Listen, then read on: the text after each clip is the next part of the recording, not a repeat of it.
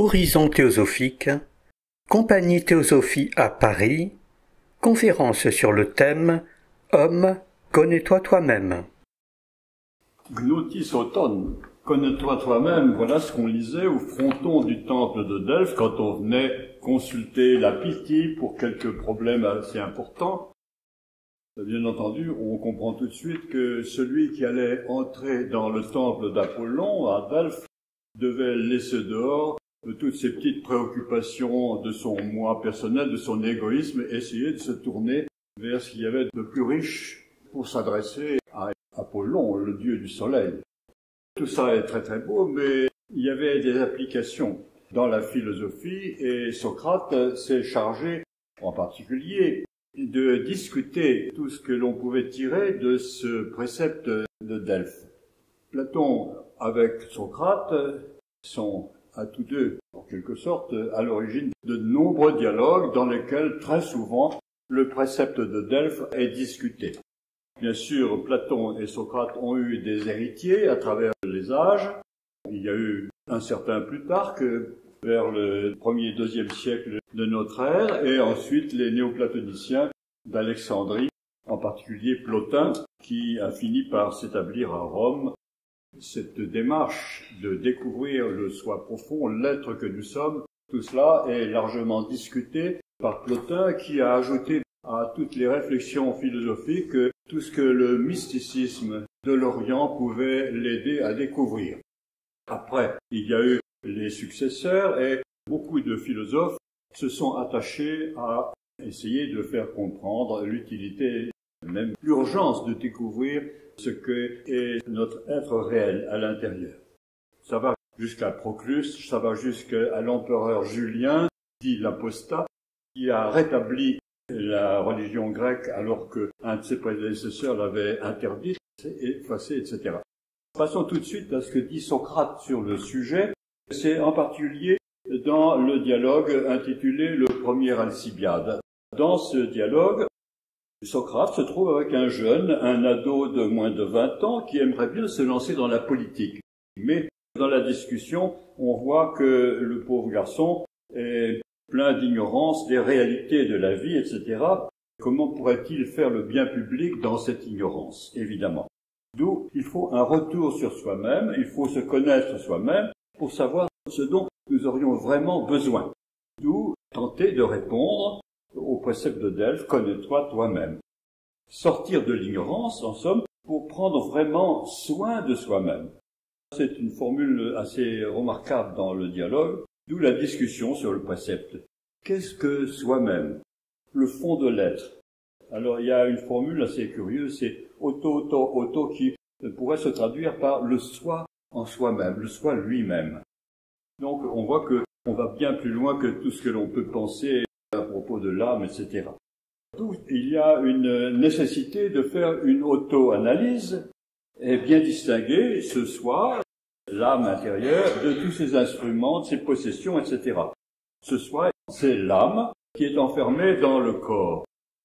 Dans la recherche intérieure, il faut se connaître, bien sûr, pour découvrir les bases de la sagesse morale. Donc, il est très urgent de découvrir, finalement, le divin qui est à l'intérieur, le Dieu intérieur. Pour cela, il faudra se tourner vers la partie intérieure qui pense, qui réfléchit, qui connaît, en quelque sorte, vers l'intelligence consciente, le nous, dont a parlé Platon, où résidera la véritable sagesse. C'est en fait une manifestation du Dieu intérieur, vers lequel il faudra évidemment se tourner pour être guidé, avoir l'intuition du beau, du vrai, du juste, pour s'engager dans une éthique véritable, pour agir avec justice et sagesse en gardant en vue le divin, le lumineux. Sans cette connaissance, on peut toujours se lancer dans la vie, mais ça sera l'égarement dans l'impiété, l'injustice, avec la souffrance à la clé, non seulement pour soi, mais pour ceux que l'on prétend guider.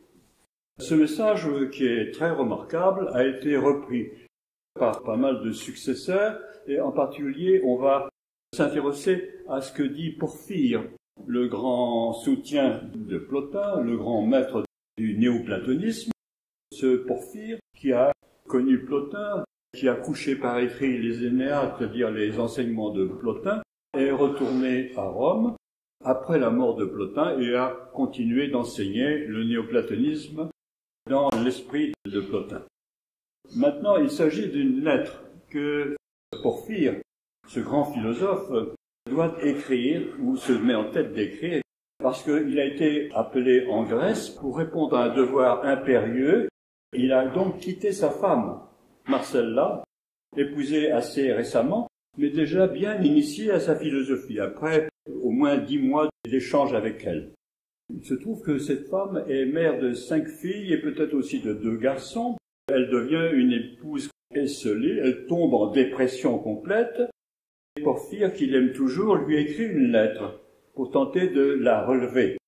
Non pas pour la charmer avec des douces paroles, etc., mais pour l'amener à retrouver en elle-même la force nécessaire pour faire face à l'épreuve et progresser vers une véritable sagesse.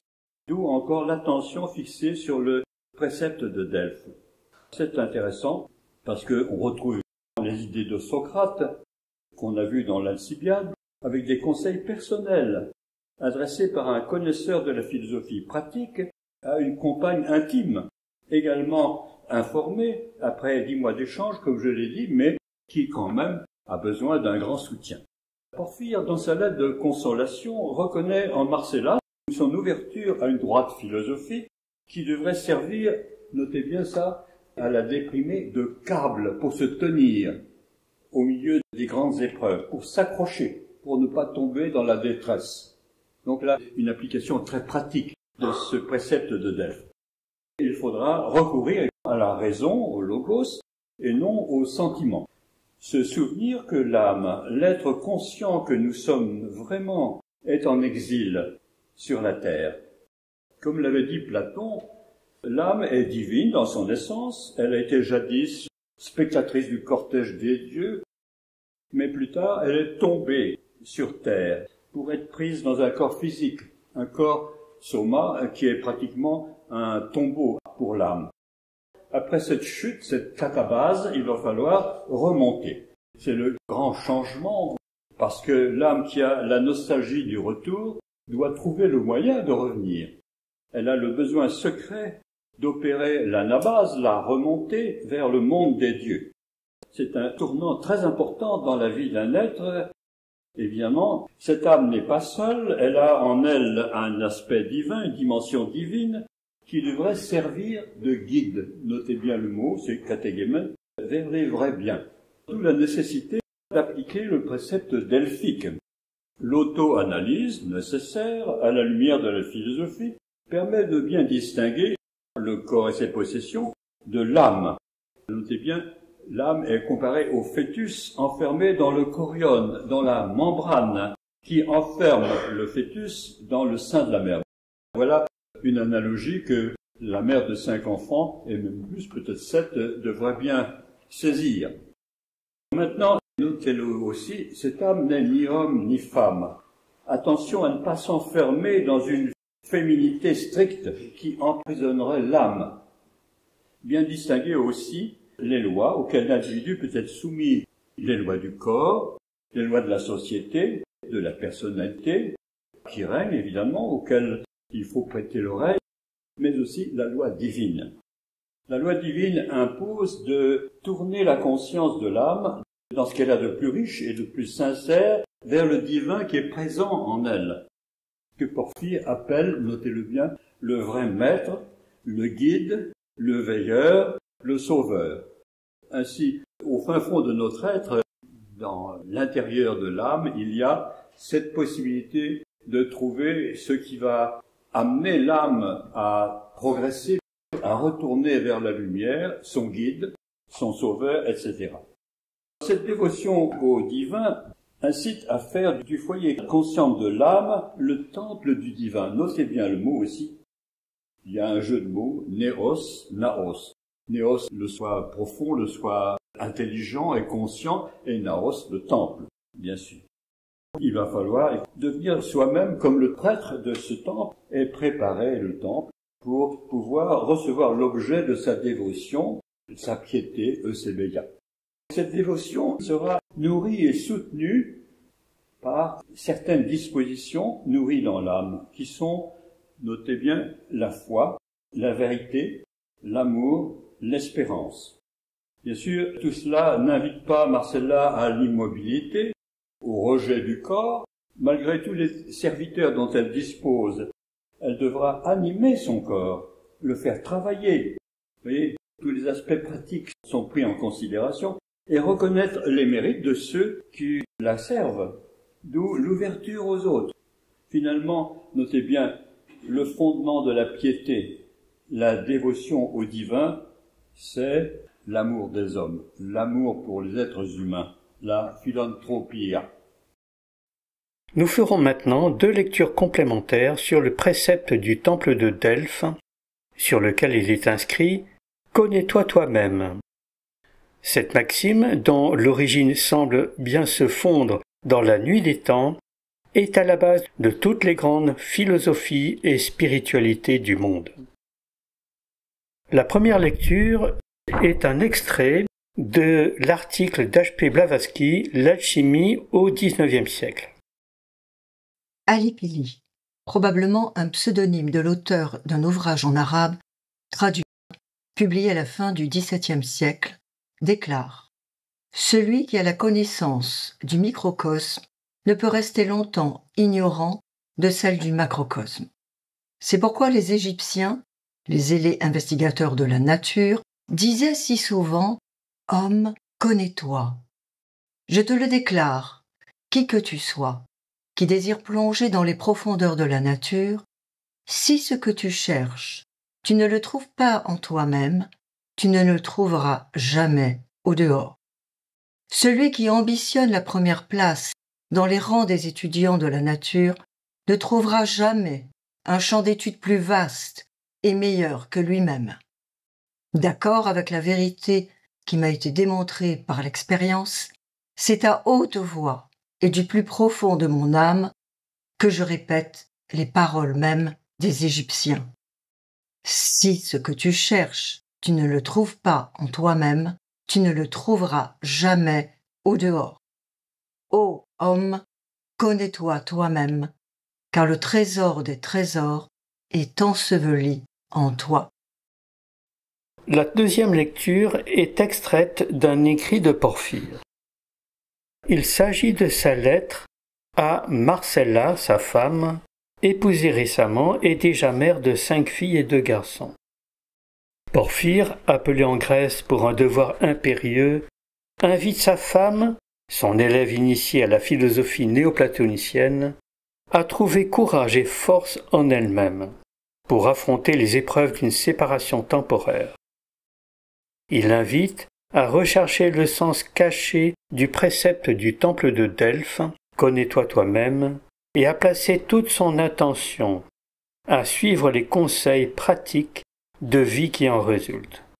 Voici quelques courts extraits de cette lettre à Marcella, dans la traduction d'Arnaud Perrault publiée aux Belles Lettres, dans la collection des classiques de poche. Ce sont des extraits des pages 37 à 55, les paragraphes 19, 20, 21 et 32. Pour toi, que l'intellect qui est en toi soit le temple de Dieu. Il faut le préparer et l'orner pour qu'il soit apte à recevoir Dieu. Et ne laisse pas ton ornement et ton aptitude à le recevoir ne durer qu'1 jour, et ensuite ce serait à nouveau rire, intempérance et séjour du mauvais démon. Si donc, tu te souviens constamment que là où ton âme circule et met ton corps en action, Dieu est présent comme surveillant dans toutes tes intentions et dans toutes tes actions. Tu respecteras ce spectateur à qui rien n'échappe et tu habiteras avec Dieu. Car l'âme, comme tu l'as appris, est le séjour soit de Dieu, soit de démons. Et si les dieux habitent en elle, elle pratiquera le bien en parole comme en acte. Ceux qui croient que Dieu existe et qu'il gouverne toutes choses ont acquis par la connaissance et par la ferme croyance ce privilège de savoir que tout est l'objet de la providence de Dieu, et qu'il existe des anges divins et des bons démons, les daimons, qui sont les observateurs de nos actions, auxquels il n'est pas possible de cacher quoi que ce soit.